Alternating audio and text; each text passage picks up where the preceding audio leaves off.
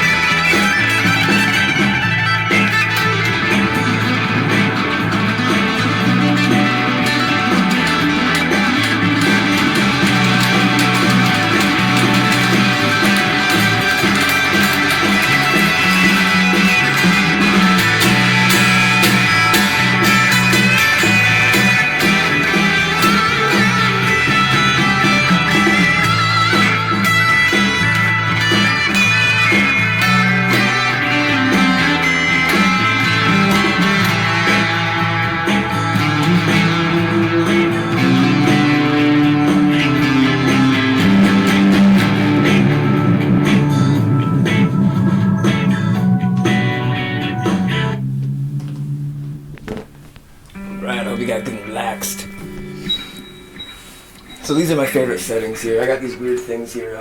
This one's called Crunch. And I guess it's exactly that, it's crunchy.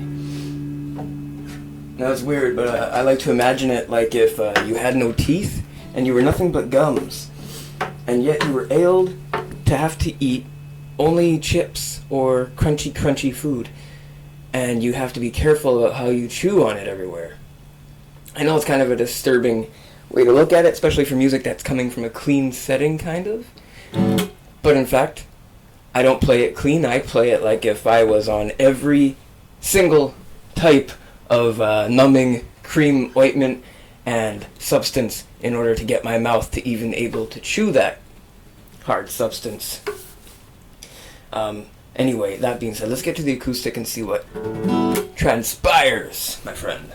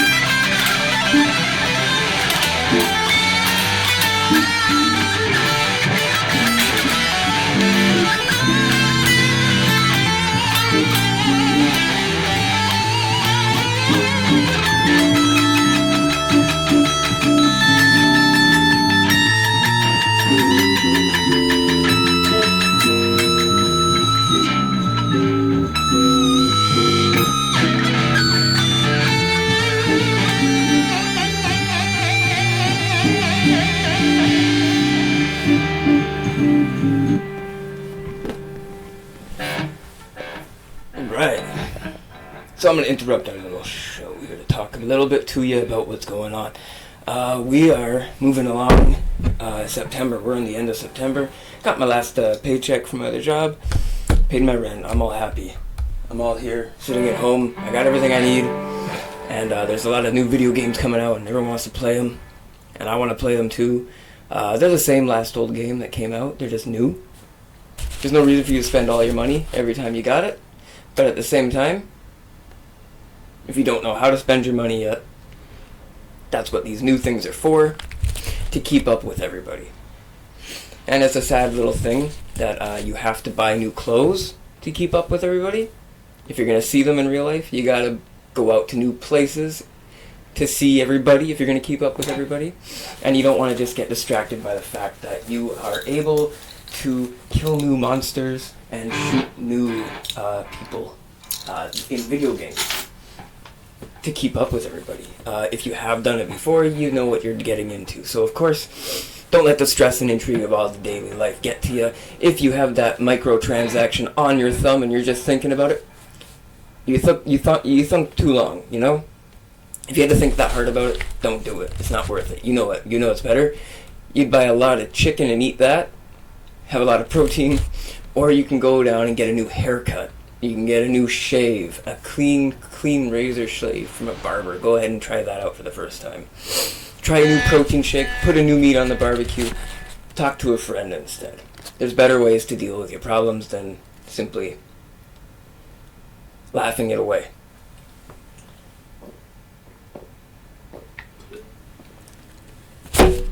Now, with that being said, in the last episode, we were going over some music theory, some stuff that I thought the blues guitar would have easily accentuized. Because blues guitar was not invented until the 1900s, until they were able to put it down on record. Something that they were able to record. Now, they used to have blues guitars, but not on record before then, right? That's what it was. That's the problem. So, of course, there's a huge mysterious gap between history's invention of the technology they had available and the usage of said technology that was there for so long. So we have about a 300-year span, about 300 years or so, between now and then. Because guitars were invented in the 1600s. And we also know that, I believe Vivaldi was born in the 1600s. Somewhere near the era of the invention of the guitar, and he used violins and fiddles as a string instrument, which were not primary usage. String instruments were basically like the suspension of a bridge in all orchestration. They would come behind things, and the bass would rule the entirety. So we're going to go over a little bit of that. And I'm going to do a really extra special one for this one, but I'm going to be cleaning up my guitar playing over here on the clean setting. I'm going to turn the volume up, the gain high. I'm going to turn the bass down just a touch. I'm going to leave the other settings just about where they are. Fuzz it up. Just warm it up a little. Reverb can go up good and high because it's a clean guitar. And the digital delay can be like half. Okay. So we're going to play the guitar here in the fashion that we believe succeeds said blues guitar. The highest lesson we can learn is when it has come full circle to the person who has wielded it. Not a wrong answer, but a right answer. So let's see what we can make out of it and see what chords we want to keep from it. And we're going to pull out a single chord here and there.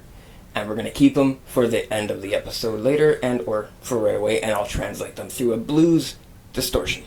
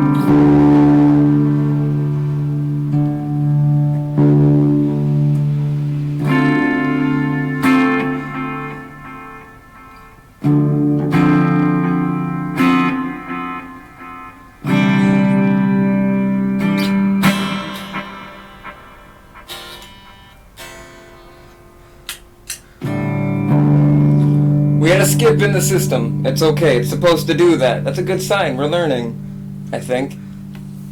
All right.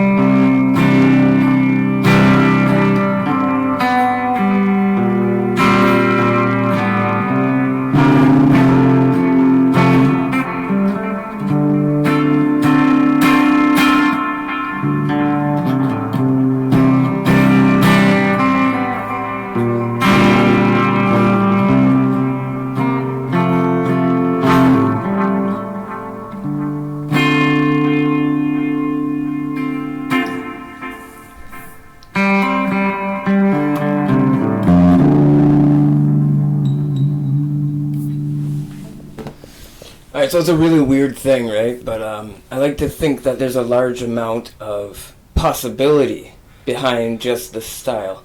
And that's what's weird, because of course you want to play with there's a possibility. You want to play with there's being lots of possibilities, but you have to, first of all, have there be possibilities and or lots of possibilities. And so for that to be existent, you got to start somewhere. Now, we want to believe that that somewhere is the chord, but that somewhere is actually somewhere in the tempo and the amount of notes chosen per bar or anything. So if you listen with one, doesn't matter what note it is, you have to decide whether or not you like that note. And then you gotta add another note to it. And if they complement that note, well, that's how much you like that note. It's not really, because every note's kind of a different thing. But at the same time, it'd be nice to finally reach a level where you can add a single note that complements one of the notes that you already chose. But if you have so many, it's hard to tell which note complements which one.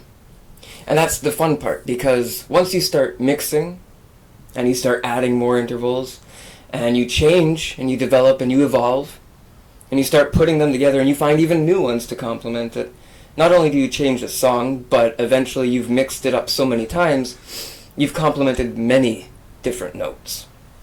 And that should be the modern fashion of instruments and guitars, but no one has the time to truly drift through life. And that's kind of what we were feeling, was this drift. There's a possibility of echoing a single note and taking the time to really listen to its possibilities and its echo. And on the electric guitar, it's completely amplified, completely magnified, and I believe entirely glorified, and shines like a bright star. So let's go over to the acoustic and see if we can do kind of the same thing.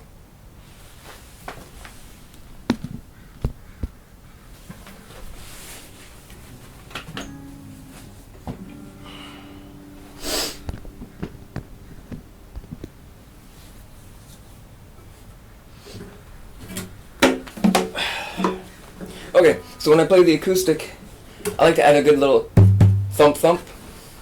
I'm not actually that rhythmic of a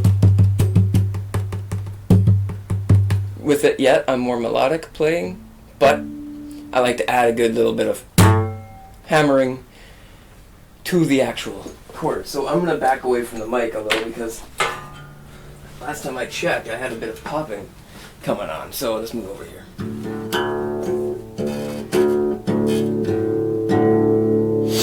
I hope you can hear me, so I'm going to move this mic up here. Yes, that looks better.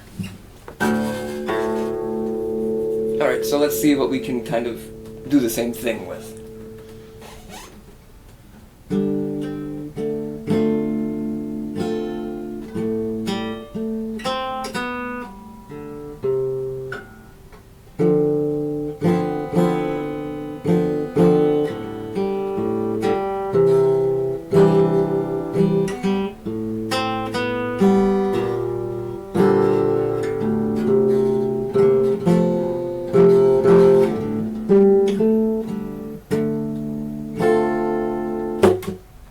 Okay, so we got the shape, and we got the feeling for it. What we feel like is we can feel the entire acousticness of the actual guitar. So if we add a thump, we're going to get a really big thump out of it. Now that might be the actual problem to getting creative with the acoustic, is the fact that it's already a very creative instrument. The possibility of it having such a limited reach in its 6 strings from the occasional 24 string and 12 string and 16 string lute or theobow or harpsichord, harp, or even violins and fiddles constantly playing over top of each other. So let's try the same thing, but with a good bit of emphasis and enthusiasm. Let's try it.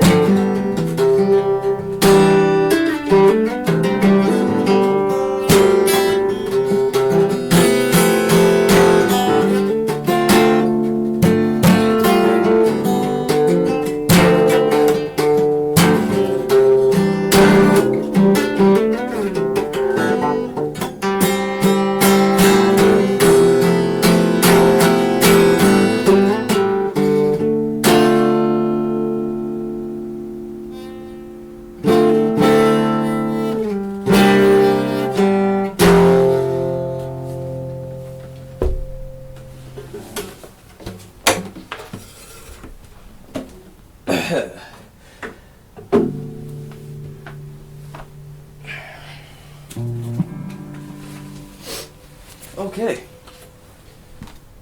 Sorry, I like to talk with the mic a little bit closer. I know that mic picks everything up, but anyway. So that should be an example that, yes, it's possible to modify the guitar, evolve it, and age it before your very eyes. It's very possible. The problem is you come up with creative pieces depending on where you start and what you choose, because there's a lot of options.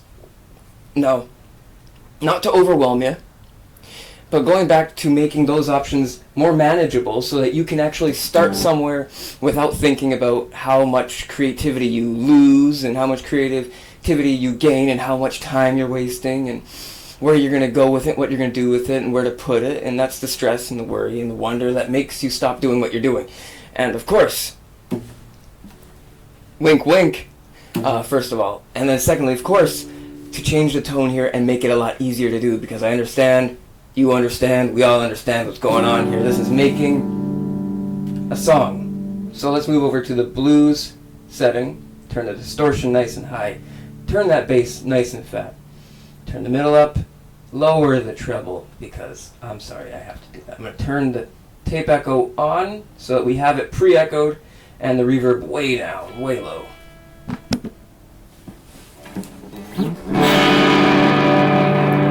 So we sound really cool at the moment. Keep that in mind. If you can sound cool, you can start there. And you can. Sorry. Yes, inspiration makes sweat. That's what happens. You want that. You want to sweat the inspiration. Okay.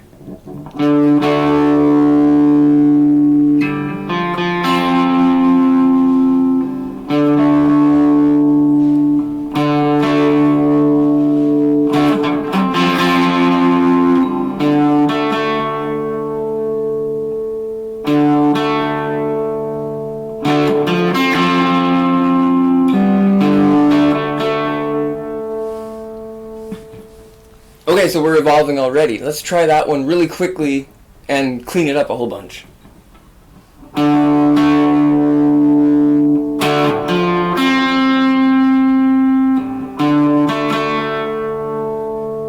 Let's see if we can make it tight now. Let's try it.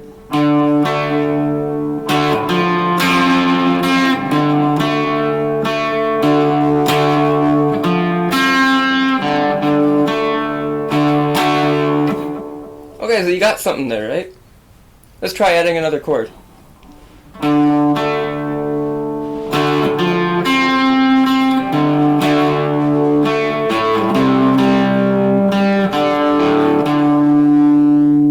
all we did is move down to an open chord, and we lifted our finger off. That's all we did. And it gives it a nice bluesy vibe, and blues is definitely where people start sometimes. If you don't got the blues yet, it's because you haven't learned how to play it, right? And let's see if we can give them the blues all of a sudden, right? Let's give them that blues.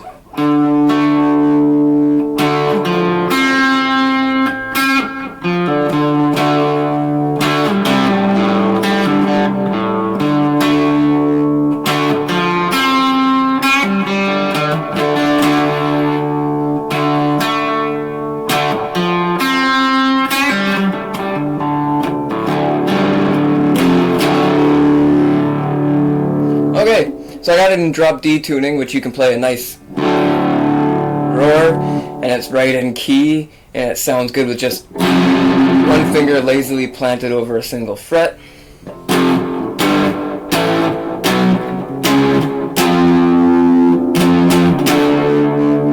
So let's try getting creative with that D key chord. Let's take advantage of our ability to make it so simple, and let's see what happens. Let's go with the first modification, down low, and we'll go way up over here and see what changes.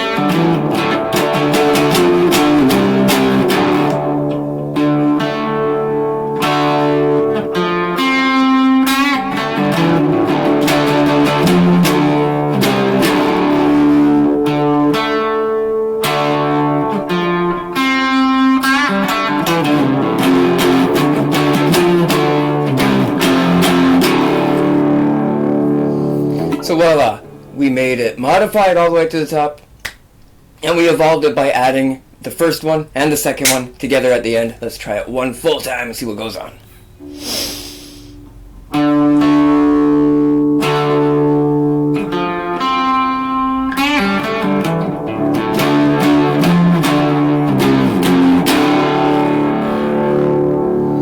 Alright, so with ourselves so rooted all the way down to the very bottom, and we know that there's a fully developed piece under there, let's see what we can do to riff that action. So we go down here, right?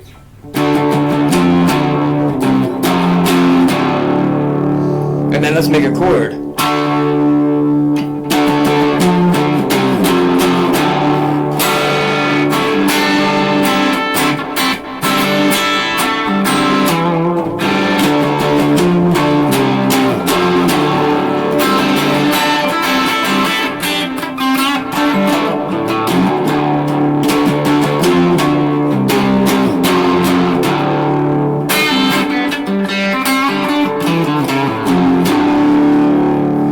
So we're getting creative and we're getting silly. Now this is a perfect opportunity.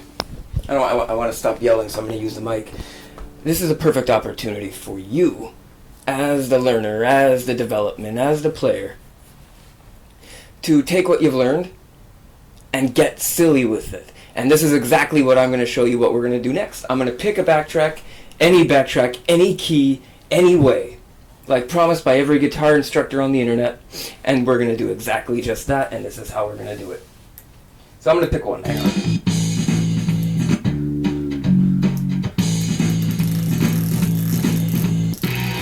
What was that? Hang on.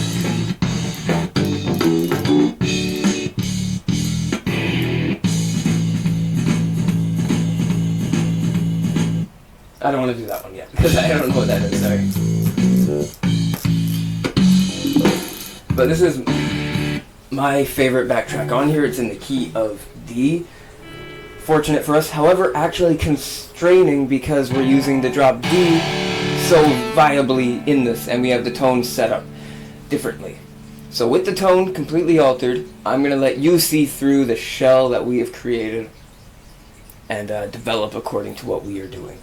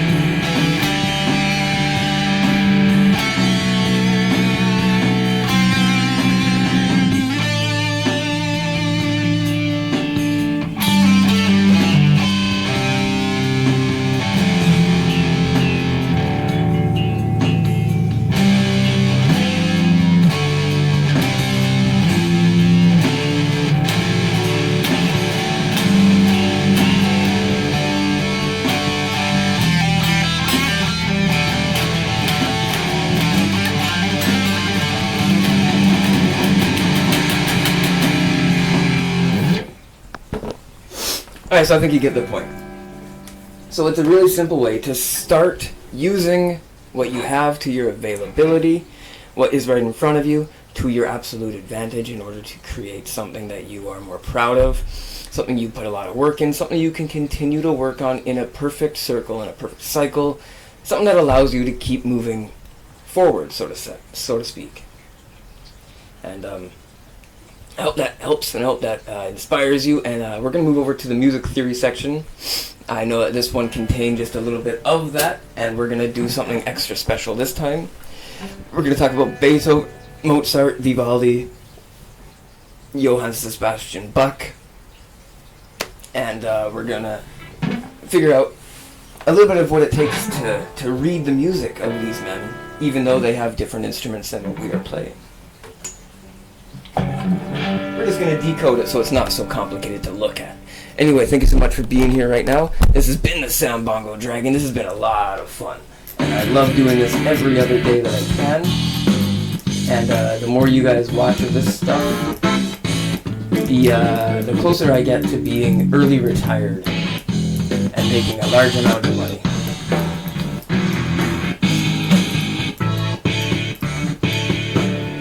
So anyway, let's move on over there. Let's take as long as it takes to get over there.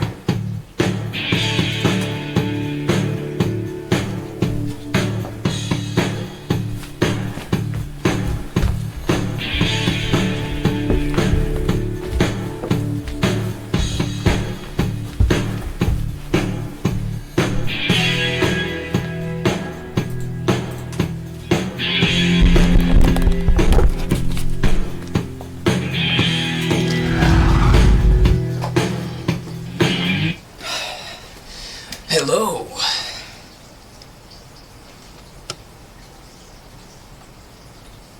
Welcome back. And so we're charging our camera up right now. It's going quite well. You can see the bloody cave in the background. It's so beautiful and red from all of our dragon food that we have dragged into the den. Now, I have my battery thing going. Hang on.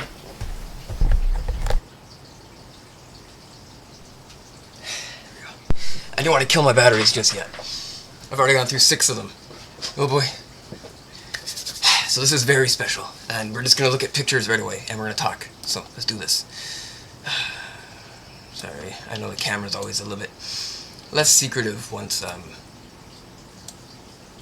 you know, what's involved here is just, sorry, a bunch of mouse dragging and whatnot. Alright, let's just show you. There's our guts, right? Okay, so here we go.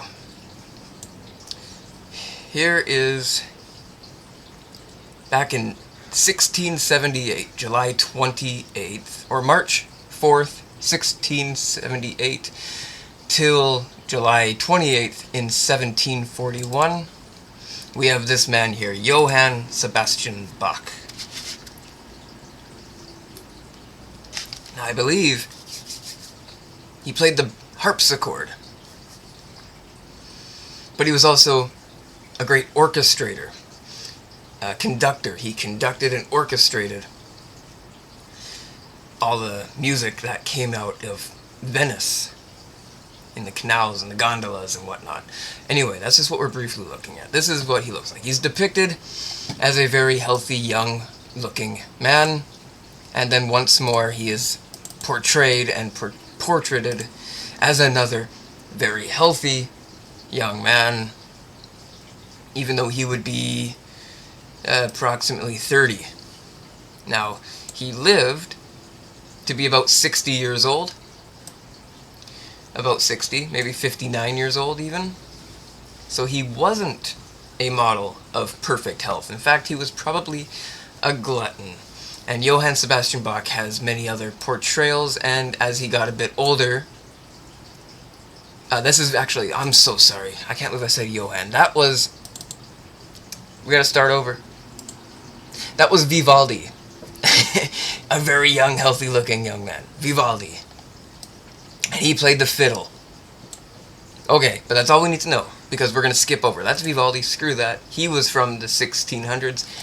This is Johann Sebastian Bach, a much older man. But the problem is, He also looked a lot like Vivaldi did, a young, healthy man, but he turned into this massive, gluttonous type person. That would happen back in those days. And, of course, he only lived to be... Because he was born in March 21st, 1685, and he died in July 28th, 1750, which is 10 years after Vivaldi, but almost the same day, the 28th of July and the 28th of July. They both died on the 28th of July. So with the fashion considered and history inside, we favored Vivaldi probably at this particular juncture and whatnot, which is awkward and weird. Anyway, so Johann was an orchestrator, or a conductor in the Venice, Italy Renaissance age. And I believe he had the harpsichord, and he played, I think, a piano, or owned one. He owned a piano, and it was a private source of enjoyment for him because music was not for the peasants and whatnot. So, of course, he looks like a very old, disgruntled figure here, and that's the only picture I'm going to show of him because he looks basically just like Vivaldi's, hence the mistake. And we move on forward in history to this rock star who died at 35 years old, born 1756, died 1791.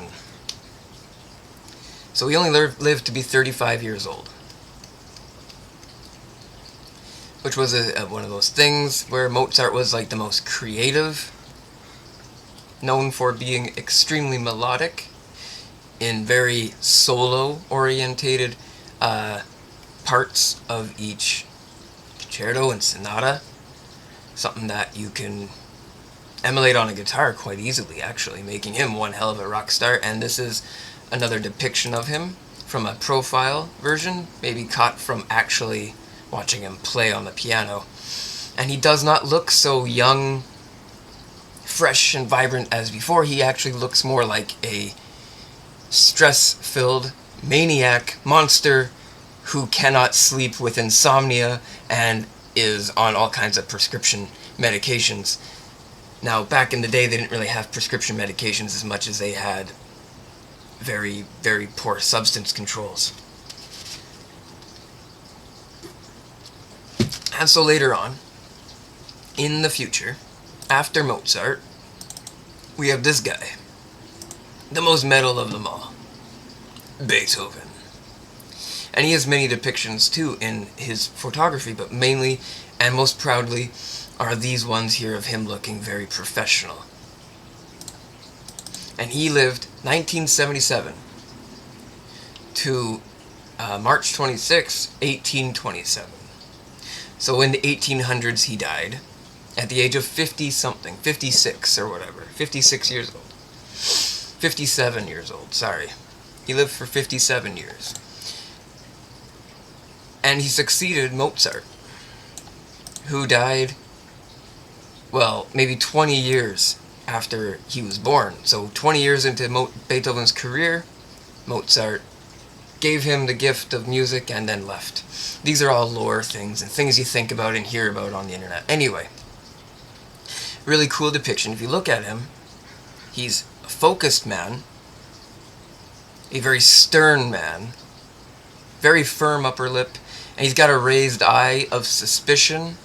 He does not trust people, not to be what they are or anything, and it's almost an example of a resilience in medical feature because he died also very young at 50-something years old. Younger, in fact, than the precessing Vivaldi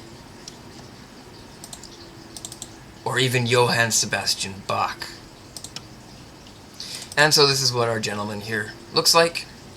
Beethoven, our young, rebellious, angst-about rock star, with a clear vision in his eyes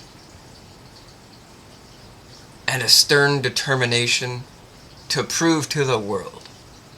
Now these are features that you have to take on as a musician. And these are features that you want to present in your features. Sorry, in your presence, in your stage, in your these are features you want to convey in your everyday actions. These are personalities, right? And music should have a personality. So this is what they had before guitars. And they had guitars in their era, but before the guitar, they had a lute. Now, they didn't really use lutes, but derived from the lute is the guitar. And in fact, lots of string instruments. So what you got is 1, 2, 3, 4, 5, 6, 7, 8, 9, 10, 11, 12, 13 strings. You got 13 strings, and you have only 8 frets. Now, a regular guitar is 21 frets, 22, 24 frets, and only 6 strings. Sometimes 7 or 8 or even 9, but that's new. But these only have 8 frets. So with music, well known for its ability to contain only 8 notes up to the cycled octave, 7, and then the extra do for do, re, mi, fa, sol, la, ti, do is 8. The lute is a way to contain the music. Now, most people have the music contained in their head these days because no instrument does it, but they used to have a lute that did it, and the lute was favored to the guitar because it seemed more complicated. So what you got is all kinds of features to it. You got a bowl, you got a rose or rosetta for the sound to come out of. You got the body, you got the fretboard, you got the neck block button for strapping it up like a rock star. You got the tie block or a bridge, and it was called a tie block because they used nylon strings. You got the pegs, you got a nut, you got the peg box, and it's a box if you notice because it goes all the way back downwards across the depth of the guitar, and it makes the whole thing into a shape of a box, which is so weird, right? Because it's just a box that amplifies music. You'd be a music player, like a music box. So anyway, that's our our lute, and then we have stringed instruments that have evolved from the lute. Oh boy, something wants me to install a picture.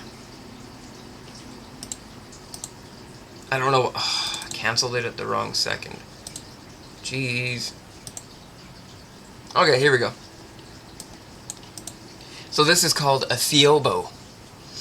And a theobo is just a lute with an extension on the neck. Now, the headstock is not flattened out like a box. It's extended upright all the way frontwards and tied that way. And, of course, it is extended from the headstock.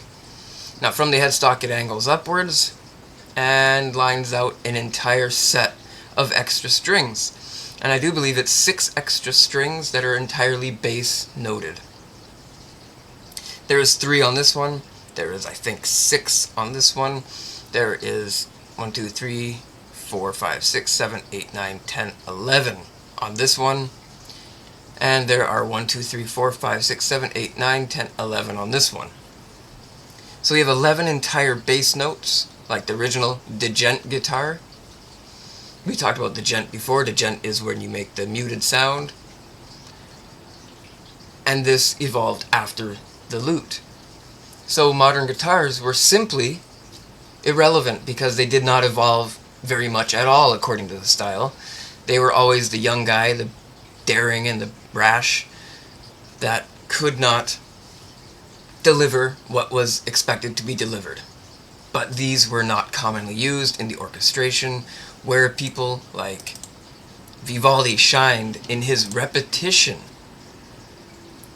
to the songs he made with the fiddle. You could hear one string all at once across the entire orchestra, and then one string, and just one string, and it would be a huge repetition, and the people would love it. And of course, Johann was able to take that repetition into key signature. He knew of it being existent, and he broadened people's minds. If you look at his very broad forehead, he was probably very proud of the broadening that he brought to them, other than the powdered wigs he brought to them. So of course, then there's Mozart, and his melodic masterpiece that comes from all of his music describes tales and stories that could not be translated in the raw emotion that's contained by Johann Sebastian Bach. And that is why Beethoven, the mix of all of it, the eldest of them and the greatest of history, I believe, has contained the wild card and the craze that is so favorable for certain styles used in the guitar. So here's what we're going to do. We're going to open up this, and it's called the Moonlight Sonata. It's not very complicated.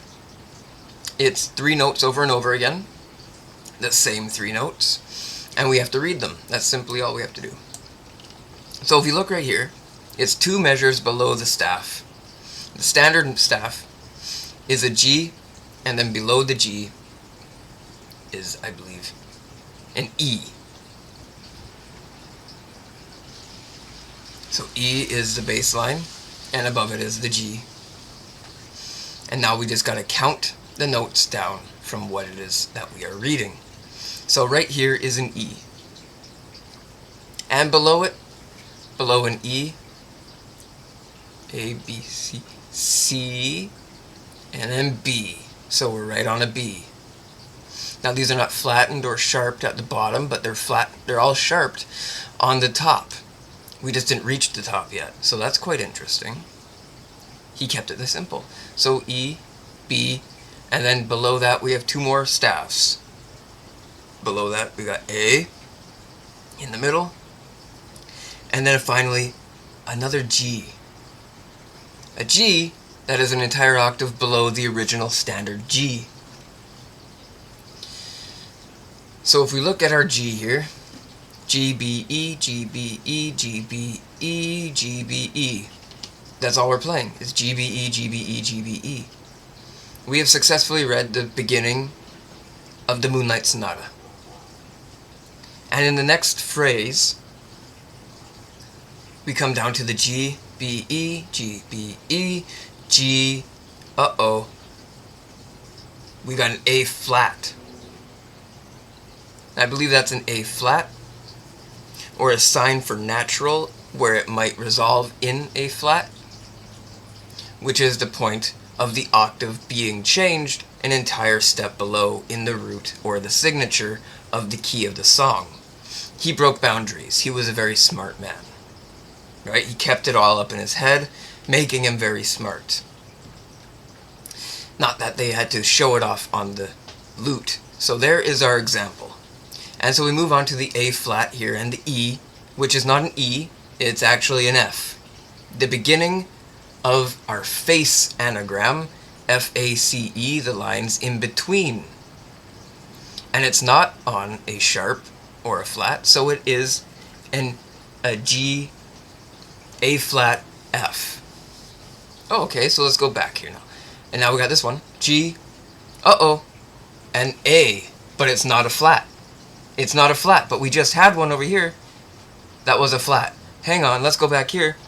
Why didn't you tell us that there was a flat? Anyway, that is the point of melody and the octave that is reached. You're supposed to be a good reader, so much so that you read the entire line according to the changes in the pattern that is actually present the entire time.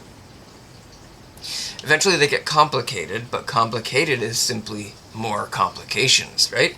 And you look for you look for our complications because it's all one song. It's all one complete phrase. So over here, we move on from our G, B flat, F to our G, A flat, F to our G, A, F. Now we have this one. G, and then above it would be an A on the note, and a B flat underneath it, so an A or an A sharp. Now that's what's interesting, because we know what this one is. It's a G, and above the G is an A.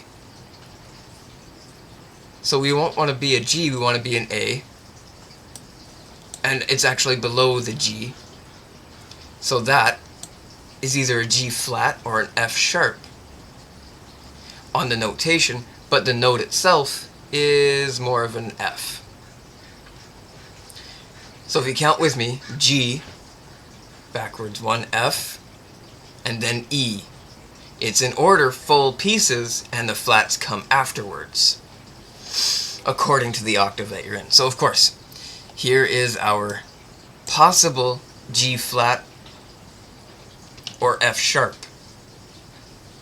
Now, according to the rest of the anagram that's going on here, you'll have to decode that and play the note preferred to the instrument you are playing, in of which he conducts into the order they go with the rest of the instruments, and that's how they choose what comes after another. Very developed, very seamless in the fashion, but you know, it's not the modern trend, so of course we're looking at a very simple piece. Moving on, we have above that G would be an A, and that is an A, but it's in the sharp, so we got an A sharp, and it happens to be below the standard B that was already there, and it's a sharp, so it's catching it and moving it higher, and so we go F sharp, G, F sharp, A sharp, F. And he keeps in the standard tuning. So this is very interesting because then it returns, but it stays below the bar, and it keeps moving as a possible F sharp, which I prefer, to a that's a B, I think. Yes, a B. Yes, F sharp, that's a B. And then that there is an E, so F sharp, B, E. So he moves down a 1/2 step or a single note value of flat, which on a piano is actually a black key, and on a guitar you'd go down the half note or play all the way up here on a very high one that does not relevant matter, and it would change the song extremely quickly to an entire different section, a complete rock remix, where this right here is the old-fashioned rock remix where he takes it the whole thing down from the root and returns to playing it from that sub-barred root. On the bar it is here, on the below the bar it is here, on the bar it is here, and then below the bar he is returned until eventually right here he is an entire extra bar lower. So whatever it is, you need the room on the piano to find it and play. So we have managed to learn 2 bars with a very notation, a very variable notation. So you could repeat this part over and over again, and it would be a perfect cycle, but you would have something else you'd be making out of it, in which you could modify it with where the F sharp is all the way up top, like the guitar was trying to do. So if the guitar was ruining your masterpiece, I apologize, but that is why the guitar was not utilized until much later on. It was thought of as a peasant thing. Anyway, now down here, more notation. It gets more complicated, but simply, the bars are above and below the note. The flats and sharps are all there, but here is where it gets interesting.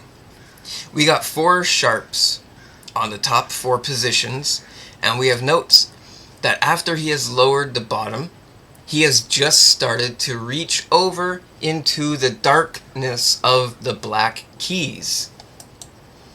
So right here, let's find one that is on the C spot, right here, and he almost reaches the C right here. He gets closer to the C, but he does not reach it.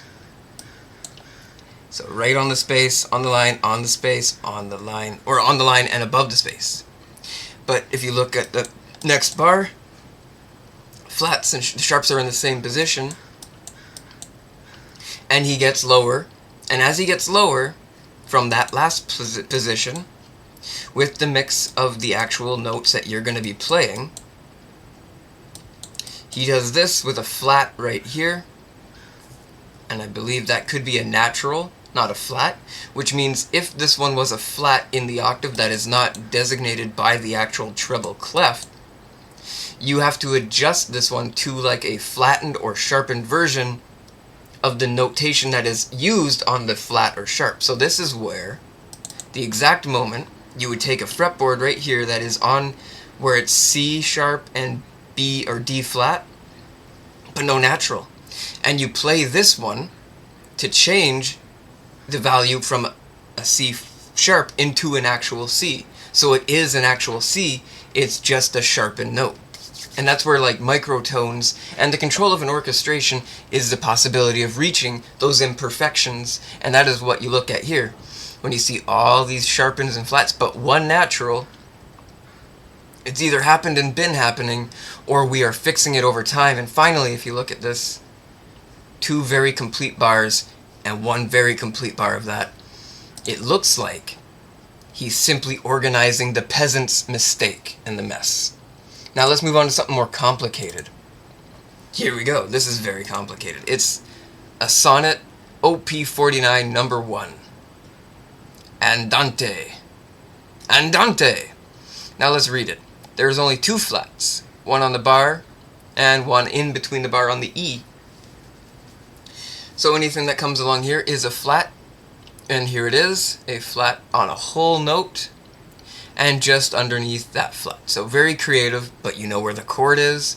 You look at this one, oh, it's in between, it's not a flattened one, but it's still very creative. You know where the chord is, and now we're slowly decoding. It looks less complicated. You play this section, it sounds pretty cool, it's got the sharp, but then you play with the according flats added to what it is, as a sharp is, and you get prepared for the next pattern that has arisen, which is over here, a natural string, once again with that very same symbol that Beethoven has put, like if he has heightened and lowered the octave prehensively in order to carry on, because they only played in musical notation. There was no such thing as tablature, and there would never be such thing as tablature, because they did not want to give their secrets away to no one, especially if there's no actual possibility of the secrets reaching these people, right? So of course, here is that flattened or natural note, where this one is on the same position, but it's a sharp, according to the sharps that were not actually on there, because they are in a separate section. If you notice, this is the chords. These separate these pieces here like a quick lick with an extra flat here and there, and the key signature itself is depicted by the flats that are current during the actual play of the standard tuning. So this becomes complicated as it moves on in the tempo. And you read the tempo, and you get the melodies just right by piece. You practice them until you find the likenesses that are arisen, much like the chord that is present in the exact same bar at the exact same time, with only 1 interval added due to the pattern of 3 present in a 4/4 timing, even though this is actually a 2/4 timing, which is about the same as a 4/4 timing. It's just more structurized to exactly 1 part and then another part, which is why it starts with 2 fills intervals here before the chord, 1 interval, another interval where the chord should be present, and then another one, big one, and another one, and then another one, and then a chord for the bass to catch it, and the chord on the bass catches what is present in the final piece of the 4, where the 1 can start and the 2 can start. The 1 can keep going in a new development at a much higher pitch and tone.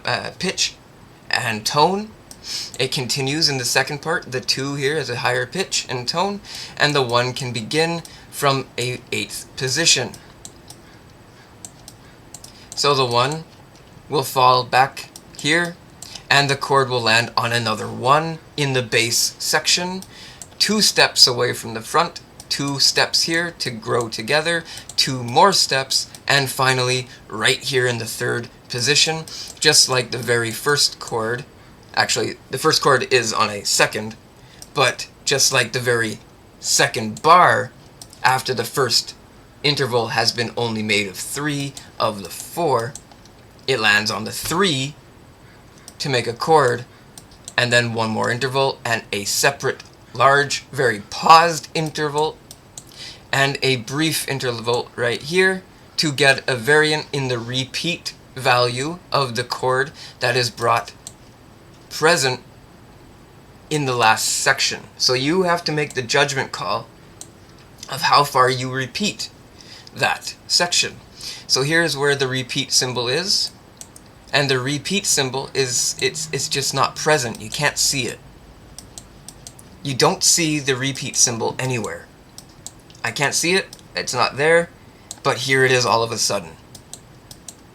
So we have the ability to repeat right here, which means you repeat the whole thing, and then finally we make it to the ending, and the ending is made out of 1, 2, 3, 4, 5 pieces. So 5 is a number, but we said it was 2 and 4, which means this transition right here, TR transition, or FTR, F transition, or whatever, it happens to take place of a small portion of timing that exists among the 4 that are present, and including the ending, which might actually equal a simple measure of 1 to 2. And a simple measure of 1 to 2 involves a dissipation of sound or the melody where he has peaked it at just a point that we can valuize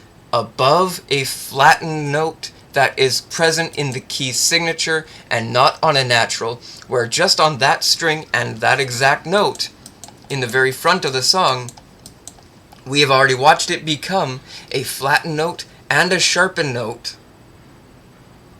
all in the same song, even though it could be, and it is, on the string, as it exists as a sharpened note in the interval on the string that is not flattened, but simply a sharpened member or flattened member of the octave present in that signature's actual notational value. So this is your reading music, and you're looking at it, and you see it goes up and down. There's 2 sections, a bass and a treble. They both go together, the chords separate it, the interval repeats at the ending, and the variations add the complications. The flats and the sharps are present in the strings and the actual manuscripture, as well as the ending is a vastly different piece of a 35 bars that exists in a 2/4 timing. So of course you can read it now, and you simply have to choose whether or not you want to learn this one or move on to the next one. And that is a sonnet by Beethoven, and you will now learn how to play a sonnet by Beethoven using your ability to decode things, much like the circle of fifths added to the standard notation of... Sorry, hang on. The standard notation of a fretboard that is played in the E major sequence. Sorry, I had another picture and I just want to find it now. Here it is, in the E major scale. And now if you look at this complication, it's not very complicated, but the octaves are present at each single root, and that is where more notes are present. And when you look at a fretboard and you want to play here in these sections, but you can't play some of them, but you can play this D sharp right here all the way up here, and it's just on a different string, you have it pre-organized and you have all the options available. And now I hope you can see it a little bit clearer as we only keep to the standardizing of chords along the E major scale at the moment. The circle of fifths creating an Andalusian cadence for your development of chordal creations of the root 3/5, and of course your ability to add a new influence, much like what I call, or what we like to call, the Phrygian modes.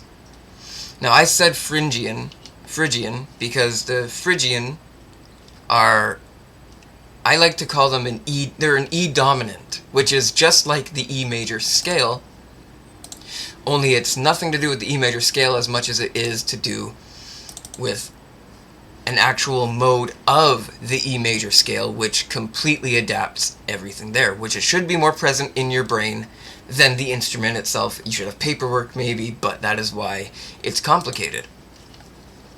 Now, back in the day, what we had was people killing each other with very many colorful depictions of their warriors' power and ability, and these ones were called the Phrygians. And the Phrygians were invented in the 800 BC century. So 800 BC, way before any of those instruments even invented or were made, they were using drums and stuff. However, the Phrygian mode of guitars were also present in the world by motivation. So most of these men have had their heads completely cut off in the era of barbarity in the name of something called a Phrygian mode. And now we can choose any Phrygian mode in E, A, D, G, C, B, D, B flat, E flat, E sharp, A sharp, D sharp, G sharp, C sharp, F sharp, or B. And much like the Andalusian cadence, C minor, G minor, D minor, A minor, E minor, B minor, F sharp minor, C sharp minor, A flat minor, E flat minor, B flat minor, or F minor. These are flattened or sharpened, but they're not major or minor.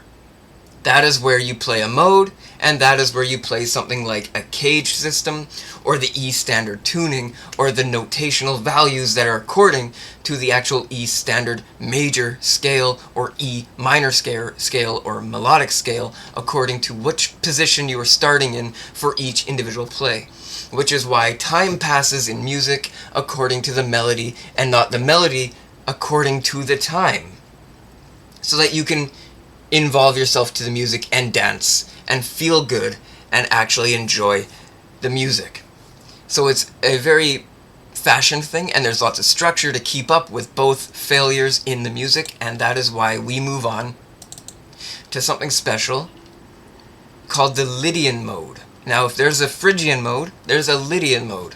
Now, if there's a Lydian mode, there's other modes, right? But we're going to move on to something more specific, and this one is in F.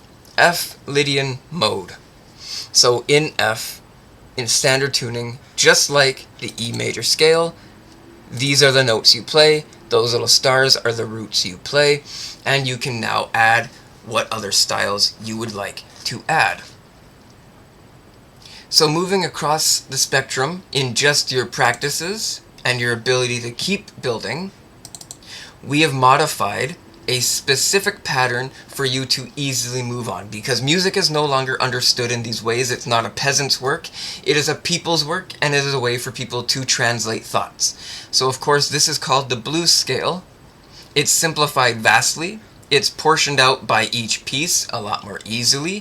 3 notes have happened to come together, and they are not flat or sharpened. They are involved with where they belong in the octave that is current and present. However, they may fall on a flat or a sharp.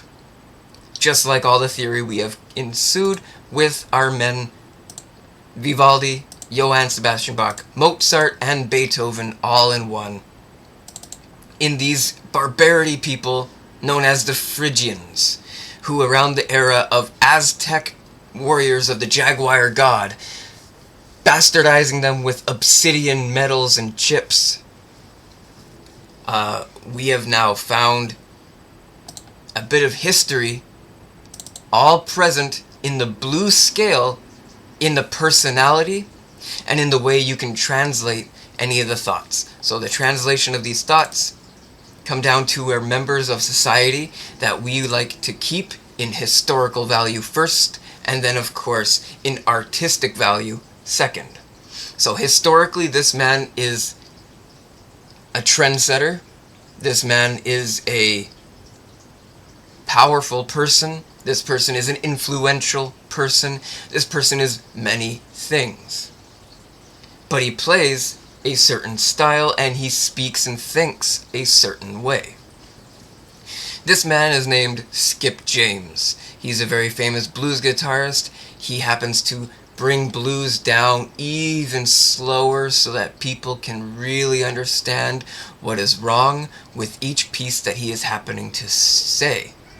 And that is why there's many ways of the blues to exist, and you don't have to worry about getting your head chopped off just because you went from the Phrygian style mode, forgot the mode you're in, you lost your E major structure, you gave up the Andalusian cadence, you are left with a circle of fifths and you don't know where to put them because you're sitting around on the F Lydian mode, all in hopes to find a blues tone that cannot exist in its polar opposite. So these are not polar opposite, but they are polar opposite, as this one is an F, and this one starts in a basic pattern of E and A. So this is an A, 1, 2, 3, 4, 5, this is an A, this is an A.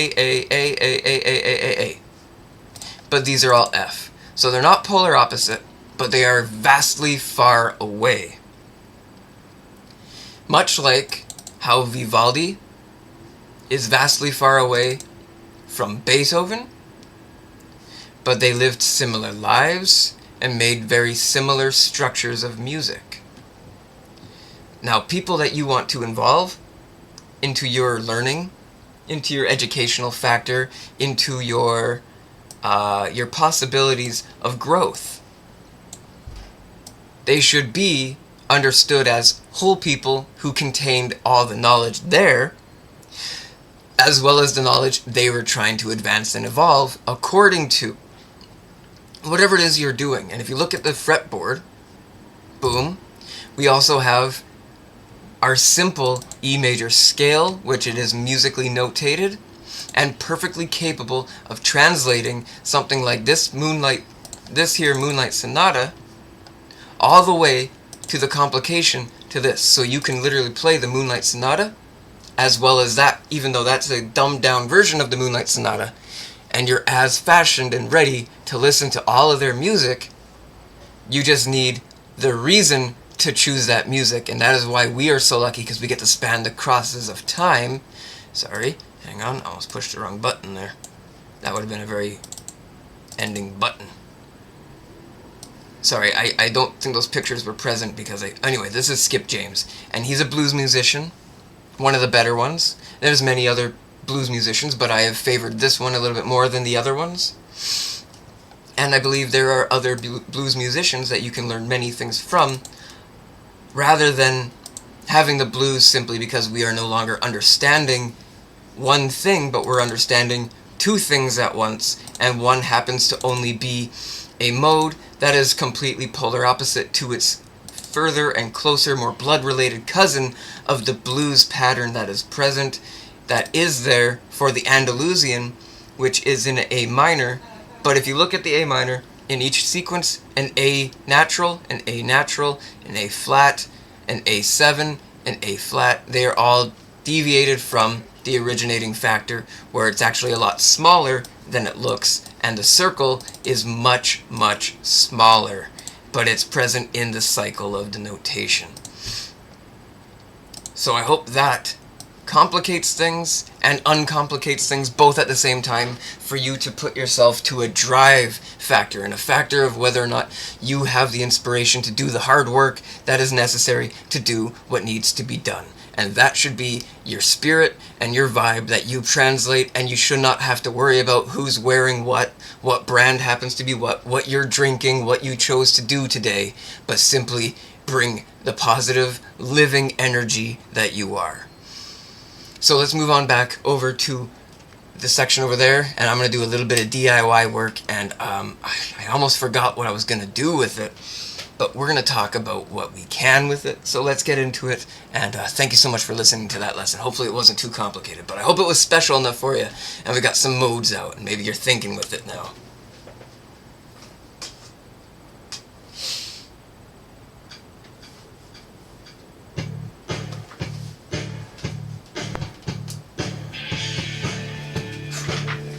That was crazy. Okay.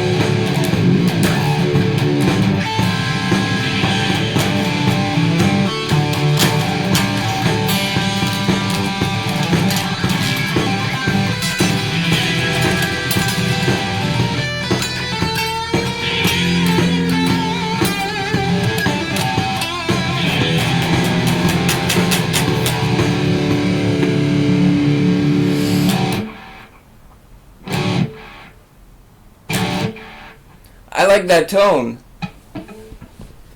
That was a presetting tone that came with the section of whatever backtrack I just played. Sometimes it does a preset per backtrack, and sometimes they're pretty good, but I like this one. Unless for some reason it kept it. There's a bit of type echo to it. I like that idea. We're going to keep that. Let me see if I can make it a bit fuzzier, turn the bass up a bit higher.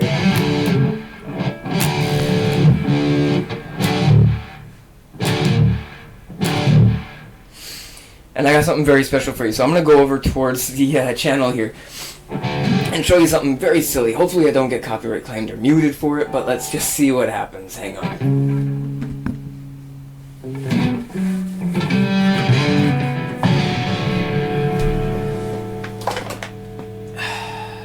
Okay.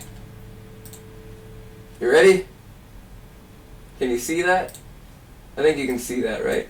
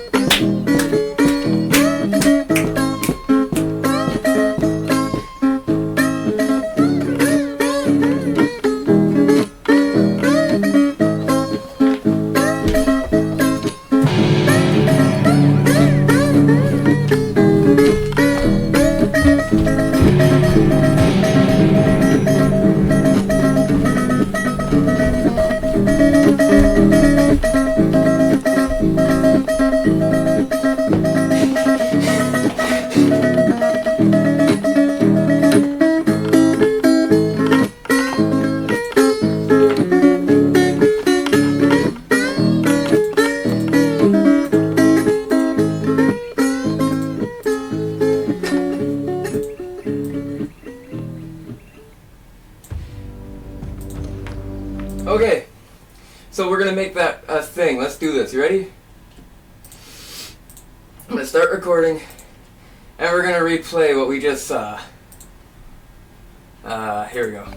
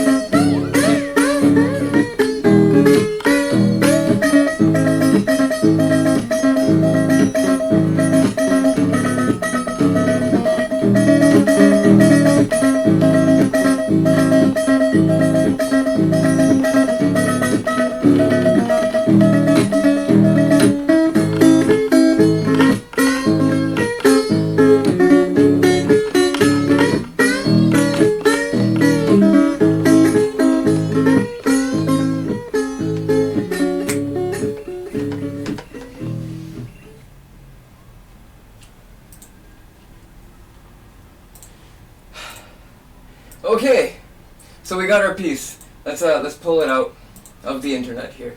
I just hope it's there. Okay. And I'm gonna cut it up into a perfect. Let's start recording, and we're gonna replay. Sorry, I was excited. All right. Okay, you gotta see me do this, right? Hang on. Okay. So this is Clipchamp.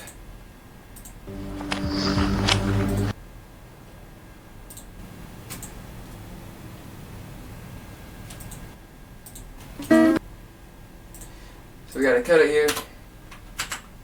And okay. Oh,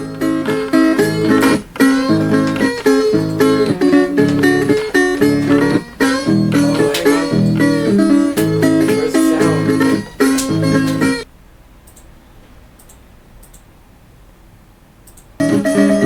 Oh, okay, something's going wrong.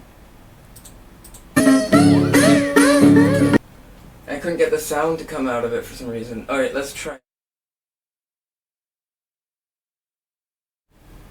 Okay, you're gonna have to bear with me. Give me 1 minute here.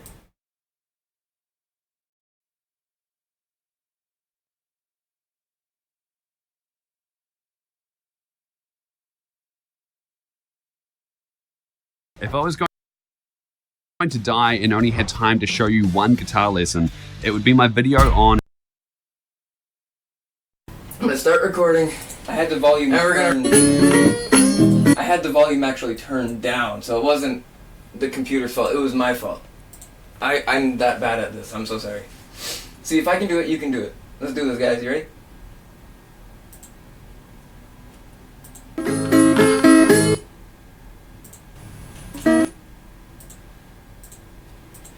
All right. Clip there. Let's keep going.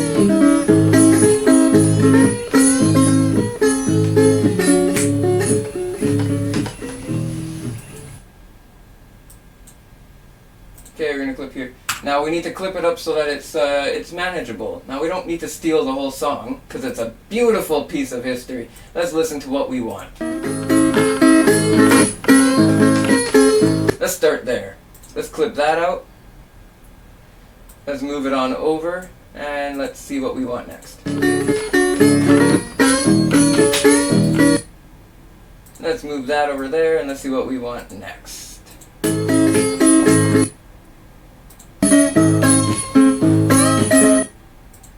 I like that part.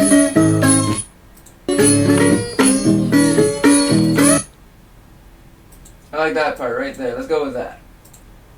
Let's get rid of this. And let's try. And let's take that part and let's duplicate it. You ready? Duplicating. Boom, boom. 3. Let's go with 4 because we're talking. No, let's go with 3 like Beethoven was doing. Let's do the 3 like Beethoven.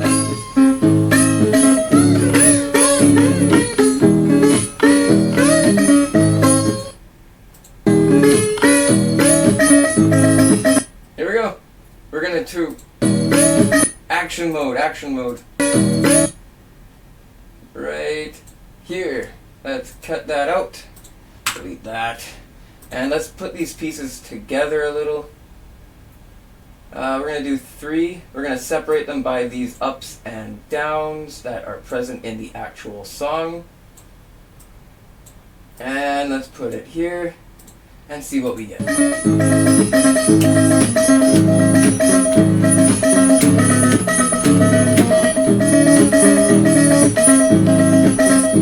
Okay, I'm going to end that part just after he closes his eyes.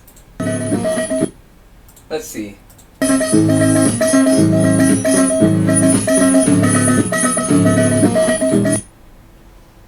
And we're going to duplicate that part too.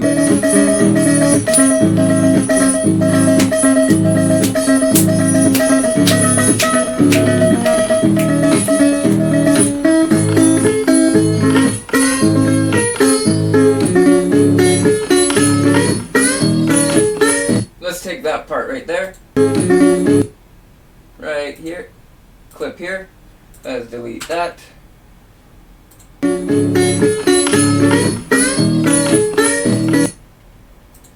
Take that part, move it over.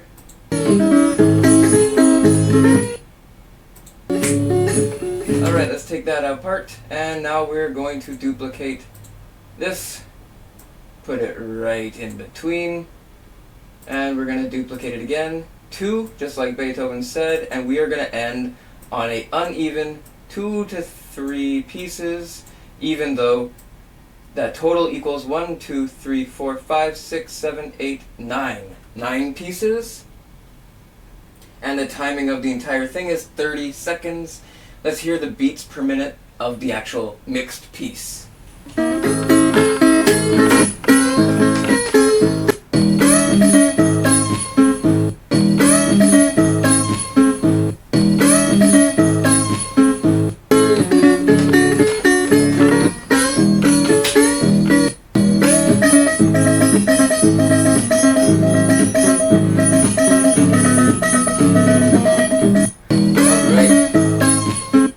So we have, what do we got? We got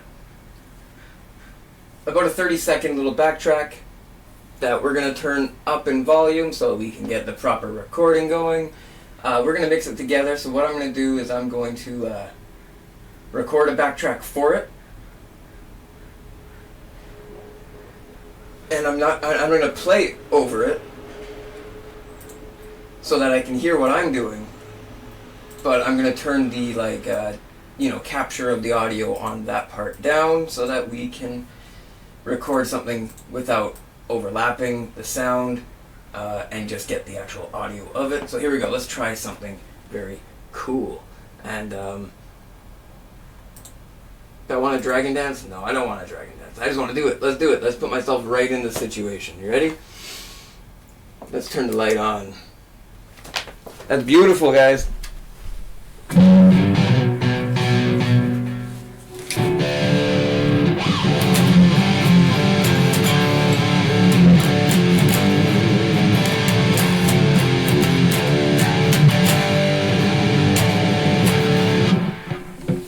Alright, you asked for it, buddy.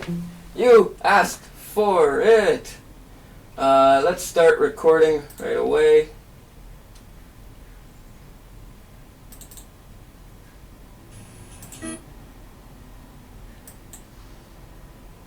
And see if I can get it to loop.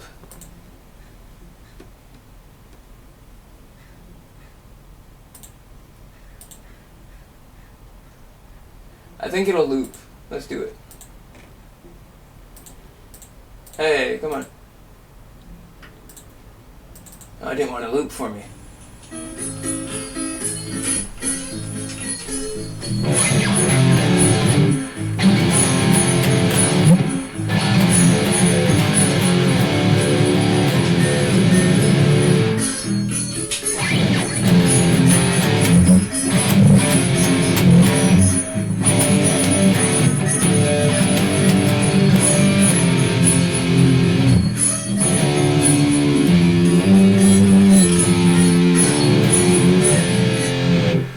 Alright, so we got something cooking up.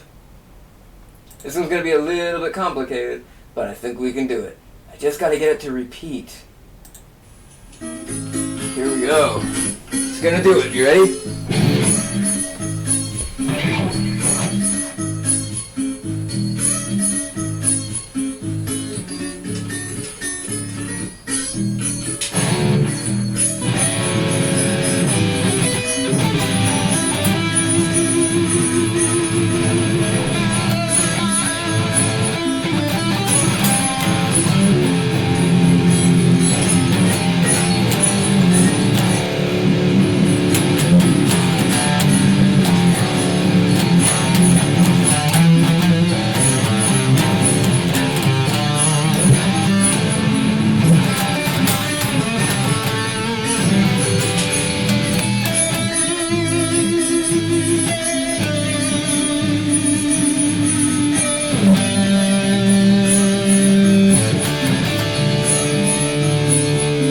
Let's keep trying. This is going very well. Let's try this.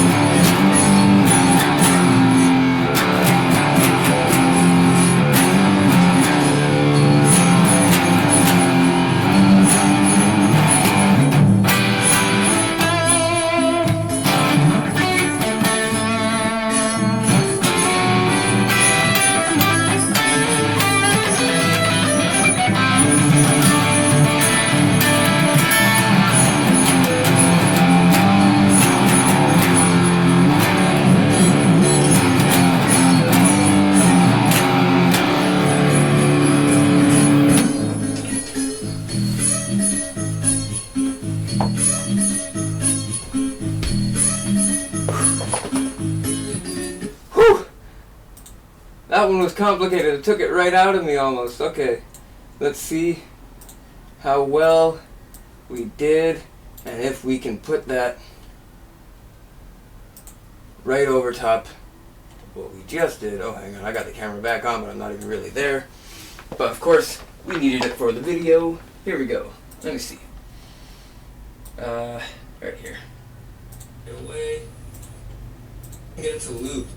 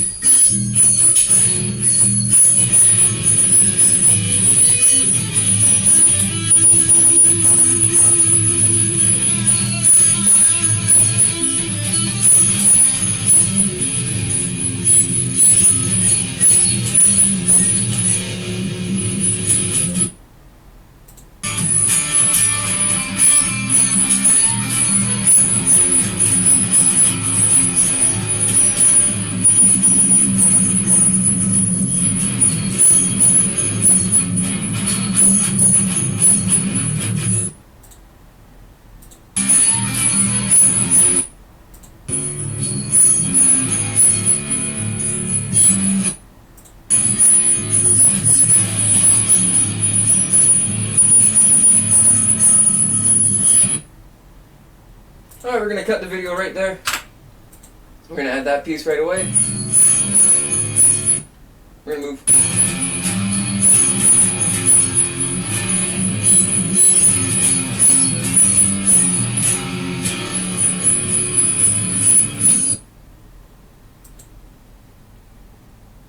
We're going to add that piece right there, and we're going to take the original video, we're going to add it to the story that we're talking about here. And we're going to duplicate it. Now I know it's in time, it's at least on point, and what I'm going to do is I'm going to cut the new piece from the piece I played over, and we're going to see exactly if it plays in to what we were doing, and I'm going to put this little video in the background of that one and see exactly what happens, and let's see what goes on, right? This is going to be a learning experiment. It's going to be quite cool. Let's move that up here so I can get it over top. Let's move this into full screen. This man is a genius. We need to learn from him. And I believe this can do it. Here we go. You ready? Let's see what we have.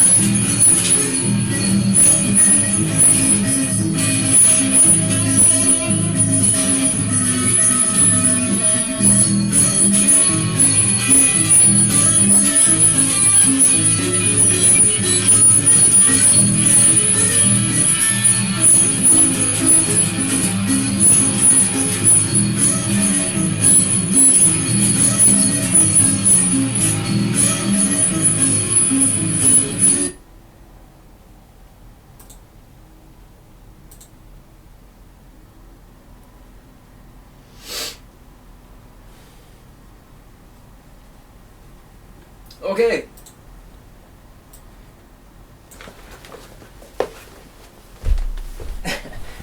I'm not going to make you watch me render that video, but as you see there, we could make that no problem, just like we said we could.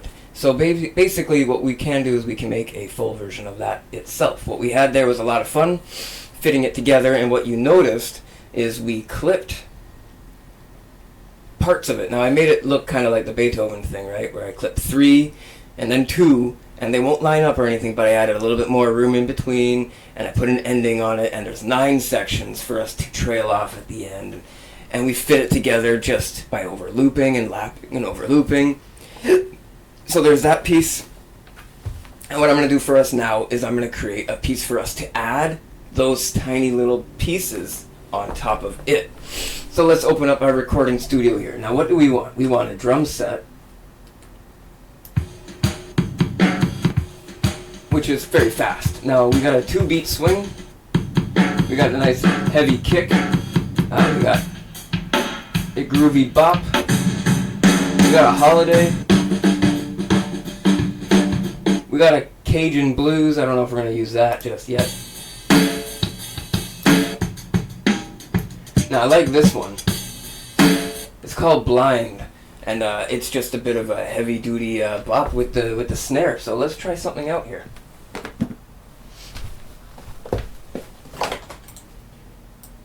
Alright, so Project 36 is ready, and I would adore this if I saw you playing it. So let's see what we can make that this gentleman would not be ashamed of hearing for ourselves here. Let's go. Let's go. You ready?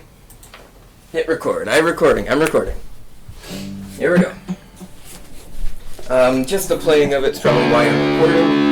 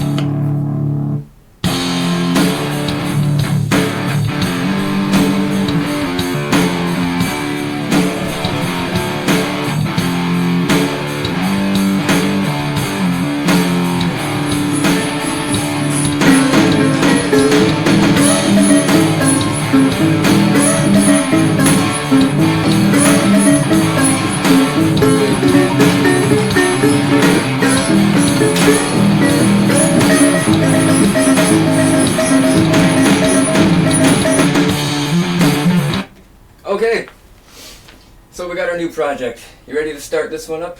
Let's do this for example's sake. Let's take our hit record. I'm recording.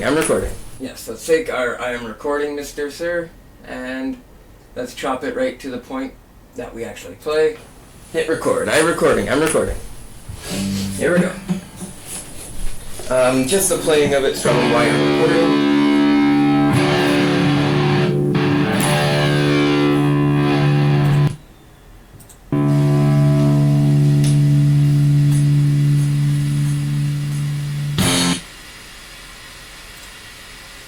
Okay, so let's take off that beginning. Let's cut towards... Where's the ending going on here?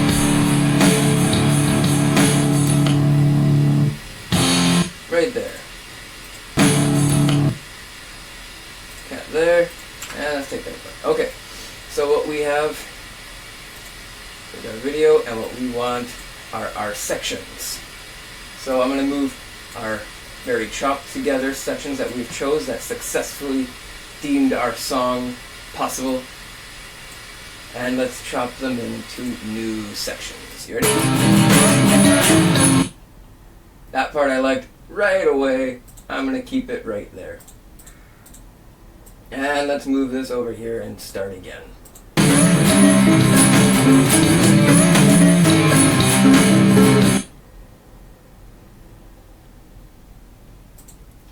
Alright, let's move it on again. I really liked it.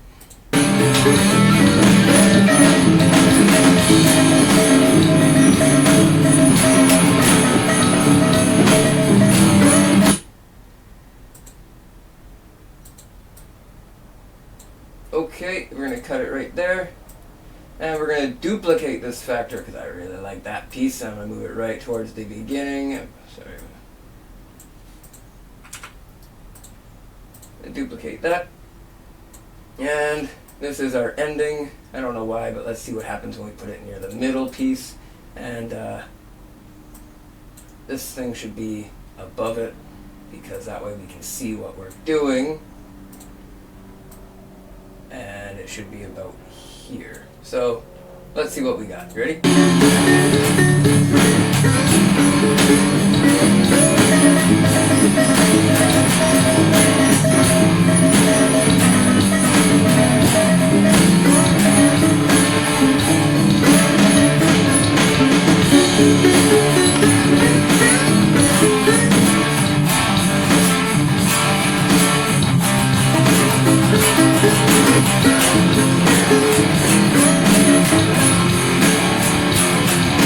Alright, I think it's working just fine. So what we're going to do is we're going to cut here. We're going to make this full screen for that moment so that we can have the song shine as it needs to. We're going to cut here again. We're going to move into where he is visible. And then with this one, we're going to move into where the range of where he is visible, just like a quick. And then we're going to chop it, and we're going to move on towards the part here. We're going to chop it. Oh crap, I got to chop it from when he becomes visible and when he is not. How complicated. Alright, here we go.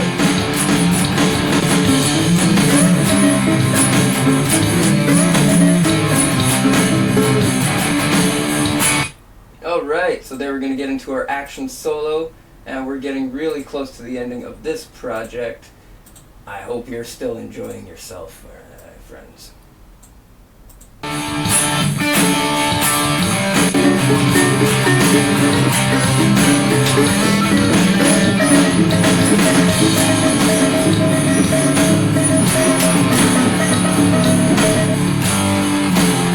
we're going to duplicate it one more time near the end. We're going to cut it off just a bit early. We're going to end that, and we're going to let the video take over as me playing. Because after that, I want to take all the credit I can for this edited masterpiece. I'm going to let it.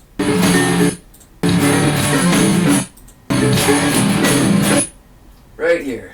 And ready to go. And we cover it up just like so. And we are done. So let's save this project. Let's let this load and render whatever it is that it needs to do. And I'm going to begin playing us out here, my friends. That's right. I'm with you every step of the way, guys.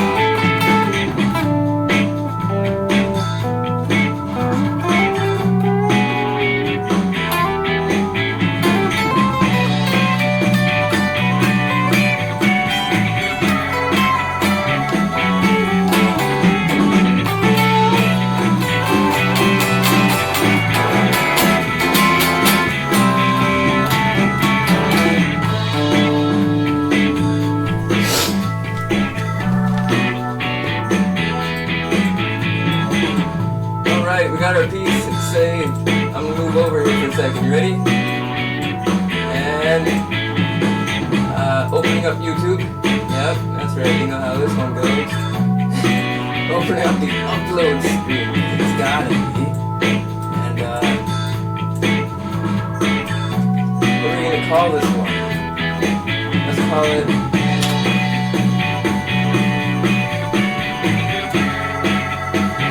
Let's call it something like that.